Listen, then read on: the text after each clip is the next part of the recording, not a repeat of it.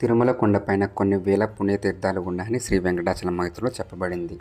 ఈ వేల పుణ్యతీర్థాల్లో ప్రముఖంగా 108 తీర్థాలు ఉన్నాయి. వాటిలో ముఖ్యంగా చెప్పబడింది నాగతీర్థం. ఈ నాగతీర్థం స్వామివారి ప్రధాన ఆలయానికి 1 కిలోమీటర్ దూరంలో ఉంది.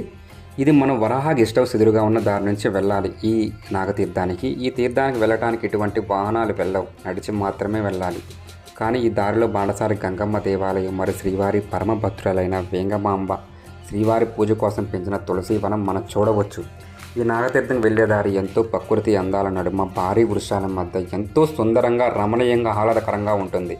ఈ నాగతీర్థం చేరుకోగానే మనకి ముందుగా పెద్ద బావి కనిపిస్తుంది. ఈ బావి నుంచే నాగులు స్వామివారి పూజా కార్యక్రమాలు నీళ్లు తీసుకువచ్చి పూజ చేసేవారంట. ఈ బావిలో నీళ్లు తలపై 7 సార్లు చల్లుకున్నా కూడా నాగదోషాలు పోతాయని నమ్మకం. ఈ నాగతీర్థం దగ్గర ప్రదేశంలో ఉన్న నాగదేవత విగ్రహాలు ఎన్నో మనం చూడవచ్చు. ఈ తీర్థం దగ్గర ఒక గుహకు దారి ఉండటాన్ని కూడా గమనించవచ్చు. ఈ దారి నుంచి నాగులు వస్తాయని, అదే నాగలోకమని